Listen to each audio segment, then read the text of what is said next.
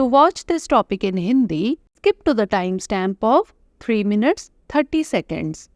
Welcome to Legal Update Program. The topic of discussion is anticipatory bail to a person absconding. First of all, let's see why is it in the news. Recently, in the case of Ankur Agrawal versus State of UP and another, the Allahabad High Court ruled that there is no absolute prohibition against considering an anticipatory bail application for an accused facing an arrest warrant or a proclamation under Section 82 of the Code of Criminal Procedure. Background of the case: an agreement was executed by co-accused Rajmangal Mishra to sell a part of government land recorded as Banjar to Ankur Agrawal. An FIR was registered by a Lekpal against 7 individuals including Ankur Agrawal alleging fraudulent agreements to sell government land. Ankur Agrawal filed a civil suit to cancel the agreement after discovering that the seller was not the legitimate owner and had acted fraudulently. Ankur Agrawal's anticipatory bail plea was dismissed and a non-bailable warrant of arrest was issued. Also, absconding proceedings were initiated against Ankur Agrawal. Court observation: the bench comprising Justice Subhash Vidyarthi observed that the allegation seemed to involve a degree of fraud committed not by Ankur Agrawal but against him. The High Court granted anticipatory bail recognizing the exceptional circumstances of the case. Section 82 of the Code of Criminal Procedure. This section deals with the steps required when an accused person absconds or hides to evade arrest and the execution of a warrant. It enables the court to issue a written proclamation mandating that the absconding accused appear at a specified place and time not less than 30 days from the proclamation's issuance. This mechanism is issued by the judiciary and police to compel fugitives or those deliberately evading legal proceedings to submit to justice, ensuring that they do not escape legal accountability. Section 82 of CRPC has now been replaced by Section 84 of the Bharatiya Nagrik Suraksha Sanhita 2023.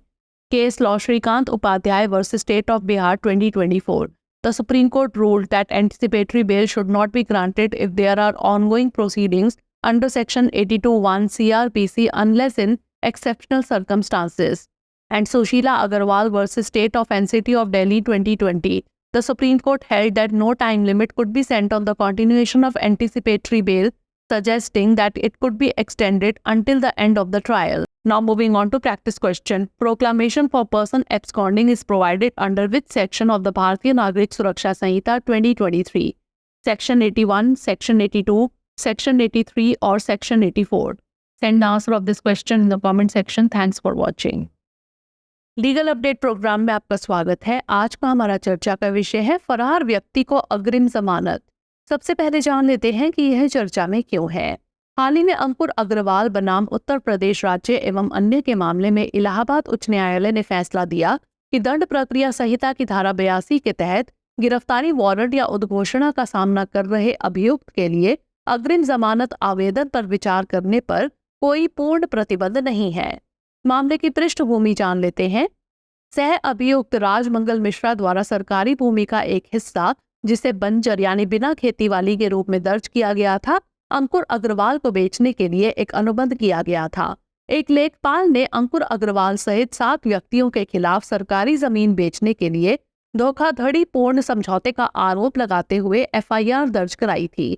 यह पता चलने पर कि विक्रेता वैध मालिक नहीं था तथा उसने धोखाधड़ी की थी, अंकुर अग्रवाल ने समझौते को रद्द करने के लिए सिविल मुकदमा दायर किया। अंकुर अग्रवाल की अग्रिम जमानत याचिका खारिज कर दी गई और गैर जमानती गिरफ्तारी वारंट जारी किया गया। इसके अलावा अंकुर अग्रवाल के खिलाफ फरार होने की कार्यवाही भी शुरू की गई। न्यायालय की टिप्पणी। न्यायमूर्ति सुभाष विद्यार्थी की पीठ ने कहा कि आरोप अंकुर अग्रवाल द्वारा नहीं बल्कि उनके खिलाफ की गई धोखाधड़ी से संबंधित प्रतीत होते हैं।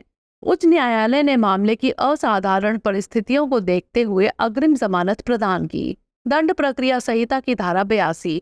यह धारा उन प्रक्रियाओं से संबंधित है जो तब आवश्यक होती हैं जब कोई आरोपी व्यक्ति गिरफ्तारी और वारंट के निष्पादन से बचने के लिए फरार हो जाता है या छिप जाता है। यह अधिनियम न्यायालय को लिखित उद्घोषणा जारी करने का अधिकार देता है तथा यह आदेश देता है कि फरार अभियुक्त उद्घोषणा जारी होने के कम से कम 30 दिन के भीतर निर्दिष्ट स्थान और समय पर उपस्थित हो। इस तंत्र का उपयोग न्यायपालिका और पुलिस द्वारा भगोड़ों या जानबूझकर कानूनी कार्यवाही से बचने वालों को न्याय के समक्ष प्रस्तुत होने के लिए मजबूर करने के लिए किया जाता है। ताकि यह सुनिश्चित किया जा सके कि वे कानूनी जवाबदेही से बच ना सके। सीआरपीसी की धारा 82 को भारतीय नागरिक सुरक्षा संहिता 2023 की धारा 84 द्वारा प्रतिस्थापित कर दिया गया है। संबंधित केस श्रीकांत उपाध्याय बनाम बिहार राज्य 2024। सुप्रीम कोर्ट ने फैसला सुनाया कि अगर धारा 82(1) सीआरपीसी के तहत कार्यवाही चल रही है तो अग्रिम जमानत नहीं दी जानी चाहिए, सिवाय असाधारण परिस्थितियों के। सुशीला अग्रवाल बनाम दिल्ली राज्य 2020। सुप्रीम कोर्ट ने माना कि अग्रिम जमानत जारी रखने पर कोई समय सीमा निर्धारित नहीं की जा सकती है, यह सुझाव देते हुए कि इसे मुकदमे के अंत तक बढ़ाया जा सकता है। आइए नोट कर लेते हैं अभ्यास प्रश्न। भारतीय नागरिक सुरक्षा संहिता 2023 की किस धारा के तहत फरार व्यक्ति के लिए उद्घोषणा प्रदान की गई है? धारा 81, धारा 82, धारा 83 या फिर धारा 84? इसका उत्तर हमें कमेंट सेक्शन में जरूर भेजिएगा। धन्यवाद।